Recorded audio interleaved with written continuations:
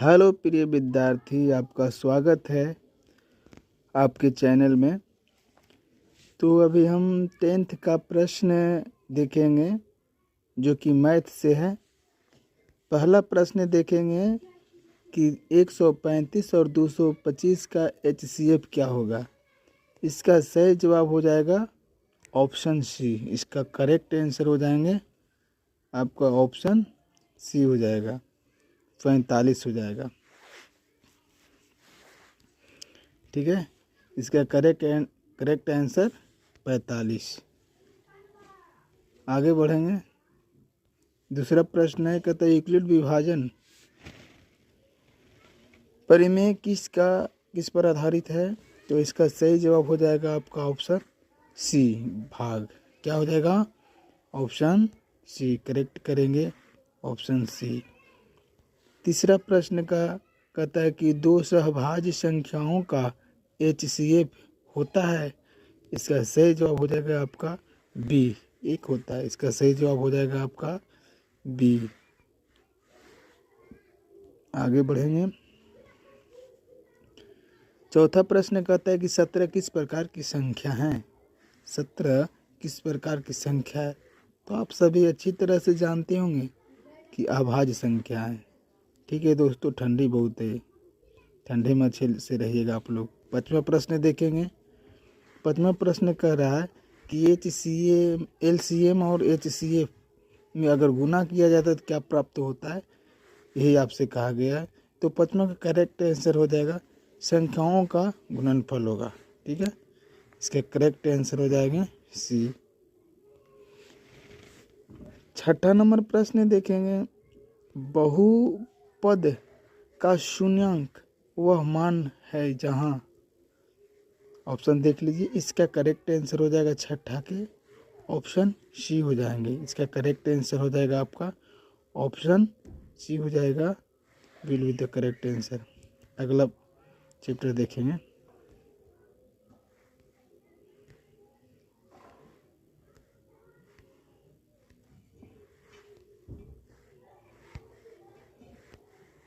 अगला चैप्टर देखेंगे। 7वां प्रश्न। 7वां प्रश्न कह रहा है रैखिक बहुपद की घात होती है। रैखिक बहुपद की घात होती है। तो 7वां प्रश्न का करेक्ट जवाब हो जाएगा आपका ए, 1 होता है। 8वां प्रश्न देखेंगे। कहता है द्विघात बहुपद के शून्यांकों की संख्या होती है। तो 8वां प्रश्न का सही जवाब आपका हो जाएगा ऑप्शन बी, 2 होता है। ऑप्शन बी 2 होता है। कितना होता है बाबू? 2 होता है। 9वां प्रश्न कह रहा है करापी x बराबर x² - 4 शून्य। शून्य कह रहा है। शून्य क्या है? शून्य है। तो आप समझिए ध्यान से इसको। इसका करेक्ट आंसर हो जाएगा आपका 9 का ऑप्शन नंबर ए हो जाएगा। क्या हो जाएगा? ए हो जाएगा। अगर आप बनाए होंगे तो अच्छी तरह से इसको जानते होंगे। ठीक है, आगे बढ़ें। रिवाइजिंग क्वेश्चन है। देखिए 10वां प्रश्न करें ग्राफ के शून्यक ज्ञात किए जाते हैं। ग्राफ के शून्यक ज्ञात किए जाते हैं। शून्यक जानते हैं। तो इसका सही जवाब हो जाएगा आपका 10वां का सही जवाब हो जाएगा ऑप्शन ए। ठीक है, एक्स अक्ष पर। ठीक है, आगे ध्यान दें।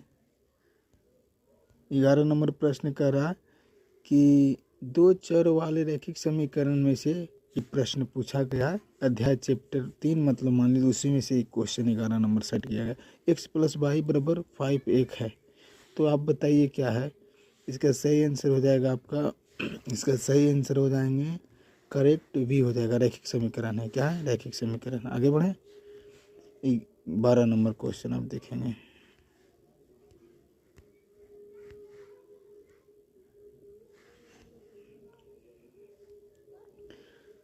कहता है कि रैखिक समीकरण का ग्राफ होता है। रैखिक समीकरण का ग्राफ होता है। इसका करेक्ट आंसर बताइए। सीधा रेखा होता है। क्या होता है बाबू? सीधा रेखा होता है। इसका सही जवाब होगा सीधा रेखा। आगे बढ़े। अब समझिए 12 नंबर प्रश्न हो गया। 13 नंबर प्रश्न करेंगे। दो रैखिक समीकरणों का हल होता है। दो रैखिक समीकरणों का हल होता है। तो 13 नंबर प्रश्न का करेक्ट जवाब होगा बी, 1 होता है। क्या होता है जी? 1 होता है। क्या होता है? 1 होता है। तो ऑप्शन बी में दिया गया है। 14 नंबर प्रश्न कह रहा है कि x = 2 y बराबर 3 तो किस समीकरण को संतुष्ट करता है। तो ये आपका सीधा जवाब हो जाएगा ऑप्शन नंबर सी। क्या हो जाएंगे? ऑप्शन नंबर सी हो जाएगा। आगे पढ़ेंगे। 15 नंबर प्रश्न कह रहा है कि समांतर रेखाओं के हल होते हैं। समांतर रेखाओं के हल होते हैं। तो जी होते हैं या नहीं होते हैं, इसका करेक्ट आंसर आपको बताना है। 15 नंबर प्रश्न को बताना है आपको, ठीक है। आगे अब हम 16 नंबर, इसको बताइएगा आप लोग, कमेंट में ज़रूर करिएगा 15 नंबर क्वेश्चन का हल क्या होता है। बहुत इजी क्वेश्चन था। चलिए ध्यान देंगे। 16 नंबर प्रश्न कहता है द्विघात समीकरण के घात होते हैं। 16 नंबर प्रश्न का कहता है कि द्विघात समीकरण के घात होते हैं। तो इसका सही जवाब क्या हो जाएंगे? अब बताइए, 16 नंबर प्रश्न का द्विघात पूछ रहा है, होता है या नहीं होता है। इसका करेक्ट जवाब हो जाएगा आपका ऑप्शन नंबर बी, होता है। दो होता है, क्या होता है जी जानते हैं। 17 नंबर प्रश्न के देखेंगे आप, कहता है कि विविक्त का डी का सूत्र, क्या ये टाइपिंग मिस्टेक भी होता है। विवेचक डी का सूत्र, विवेचक डी का सूत्र कह रहा है। तो विवेचक डी का सूत्र होता है, विवेचक डी का सूत्र होता है आपका, सही जवाब हो जाएंगे b² - 4ac होता है, करेक्ट, ए हो जाएगा। 17 नंबर प्रश्न देखेंगे। 18 नंबर देखेंगे, कहते हैं डी बराबर 0 है तो मूल्य होता है। डी बराबर 0 है तो मूल्य होगा। 18वां इसका पूछ रहा है तो वास्तविक होगा। क्या होगा जी? वास्तविक एवं समान होगा। इसका करेक्ट जवाब भी ठंडी बहुत है जी। आगे देखेंगे 19 नंबर प्रश्न है। 19 नंबर प्रश्न कहता है कि x² - 9 बराबर 0 के मूल्य है। तो इसका सही जवाब हो जाएगा 19 नंबर प्रश्न का आपका सही जवाब करेक्ट ए हो जाएंगे। इसका सही जवाब ए हो जाएगा। आगे बढ़े। 20 नंबर प्रश्न कर रहा है कि द्विघात सूत्र किसने दिया? सूत्र किसने दिया? किसका? द्विघात का। तो आपको दिमाग में आई हो गया होगा कि द्विघात का सूत्र किसने दिया है। इसका करेक्ट जवाब आप बताइए, नहीं बताएंगे तो हम बता देंगे। भास्कराचार्य ने दिया था। कौन दिया था जी? भास्कराचार्य ने दिया था। आगे बढ़े। 20 नंबर प्रश्न हो गया आपका। 21 नंबर प्रश्न करा एपी का पूर्ण रूप है। एपी का पूर्ण रूप है, ऑप्शन दे दिया है इंग्लिश में। एपी का पूर्ण रूप है, एपी का पूर्ण रूप है। इसका पूर्ण रूप होगा option A, will be the correct answer, option A.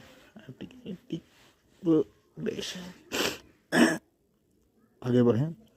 22 number प्रश्न कर रहा है कि एपी का एनवा पद सूत्र है। एपी का एनवा पद सूत्र है। तो इसका सही सूत्र हो जाएगा, अब बताइए इसका सूत्र क्या होता है। तो 22 नंबर प्रश्न का सही सूत्र हो जाएंगे आपका ऑप्शन नंबर बी। आगे बढ़ें।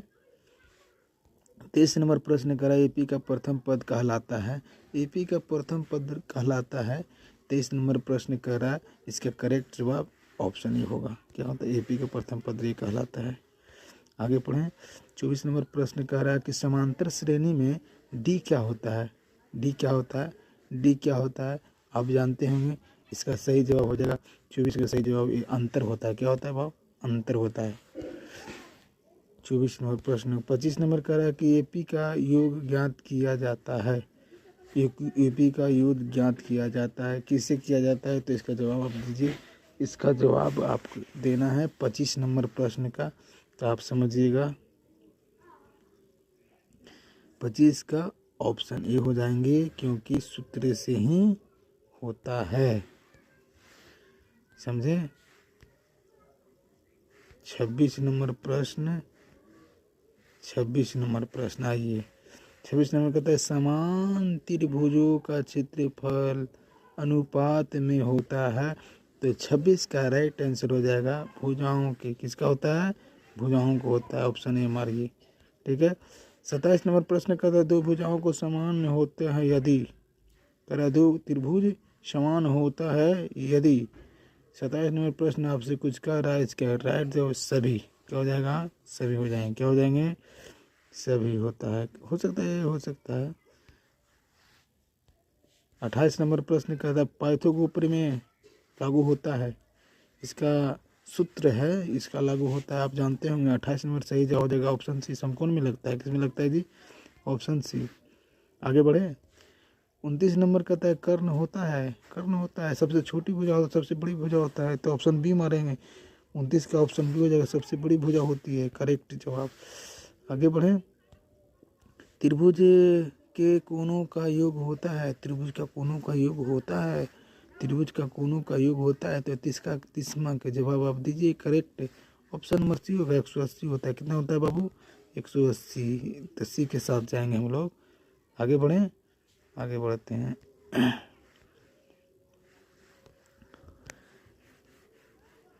31 नंबर प्रश्न कह रहा है आपसे कि एक से अक्ष और बाह्य अक्ष पर प्रतिच्छेद बिंदु है, ए अक्ष पर और बाह्य अक्ष पर प्रतिच्छेद बिंदु है, तो 31 नंबर प्रश्न का सही जवाब हो जाएगा ऑप्शन सी हो जाएगा। 0 है क्या जी? 0 हो जाएगा, इसका सही जवाब सी हो जाएगा।